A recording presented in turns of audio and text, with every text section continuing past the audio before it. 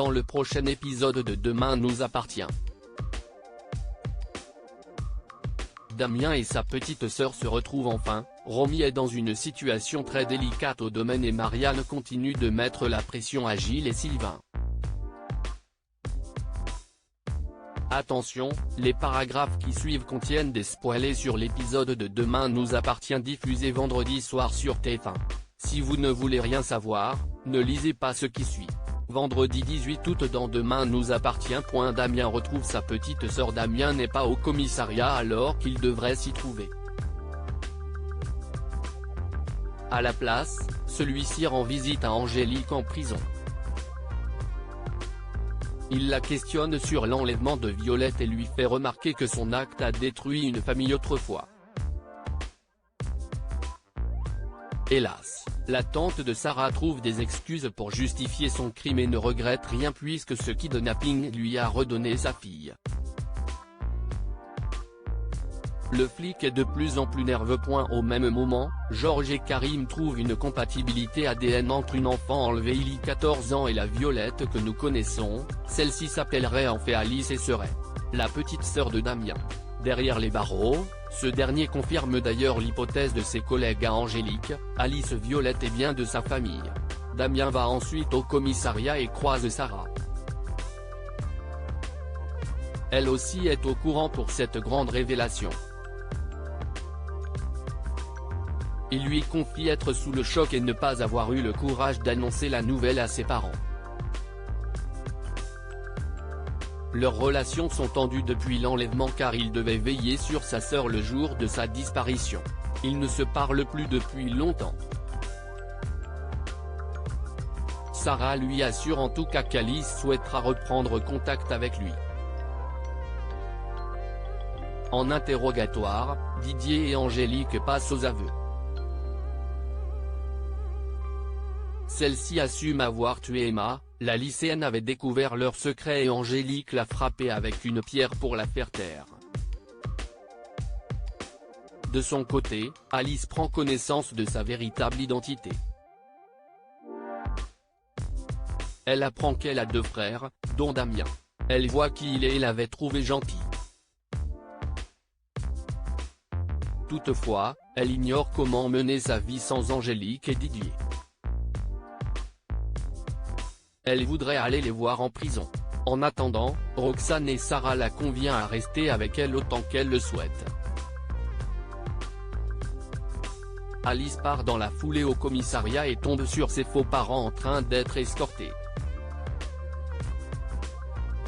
Angélique et Didier lui demandent pardon mais l'ado leur annonce qu'elle ne pourra peut-être jamais les excuser. Dévastés, ils lui répondent qu'ils l'aimeront éternellement, quoi qu'il arrive. Alice les observe partir en pleurant. Damien, quant à lui, rapporte tout à Audrey qui se montre compréhensive. Il attend de savoir quand il pourra revoir Alice mais ne veut pas non plus la brusquer. Sarah l'appelle peu après car sa sœur a accepté de le rencontrer aujourd'hui. Damien est ravi mais panique. Audrey le calme, il est évident que tout va bien se dérouler. Il se rend au point de rendez-vous avec un cadeau. Alice et Sarah sont déjà là et cette dernière les laisse rapidement. Le frère et la sœur sont gênés au départ. Damien lui offre un CD et Alice a elle aussi prévu un présent, un dessin qu'elle avait dessiné petite, la représentant avec 2 personnes qui étaient en fait Damien et leur autre frère, Charles. Tous deux sont émus et heureux de prendre ce nouveau départ. Romy en danger. Romy prend ses nouvelles fonctions au domaine à la place de Florence. Elle se présente à l'équipe avec brio. Victor la félicite car il la trouve déjà excellente. Il l'invite à déjeuner mais elle préfère éviter de créer une quelconque ambiguïté entre eux. À la fin de la journée, Ryan félicite sa mère pour ses débuts dans l'entreprise. Il a toutefois l'impression que Romy n'est pas honnête vis-à-vis de ses sentiments envers Victor. Ils sont interrompus par le mari veuf de Florence qui est visiblement à bout.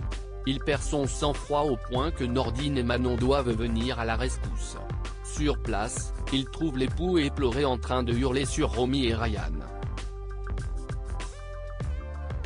Il exige de voir Victor en les menaçant avec un fusil. Manon et Nordine essaient de calmer le jeu mais l'homme attrape Romy et braque son arme directement sur elle, jurant de la tuer au moindre mouvement.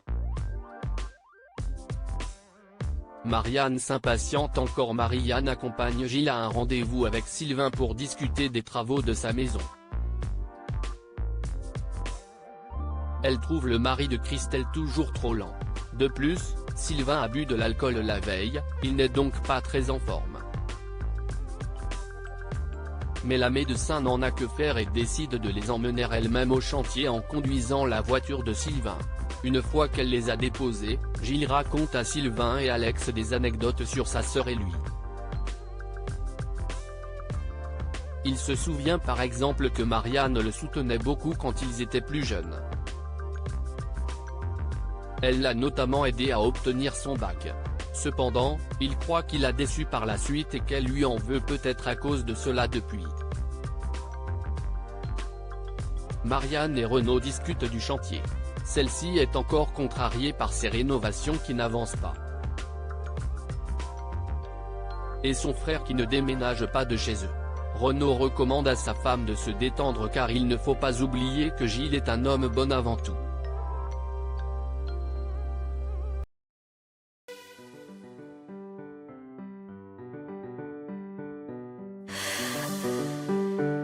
The man I love just had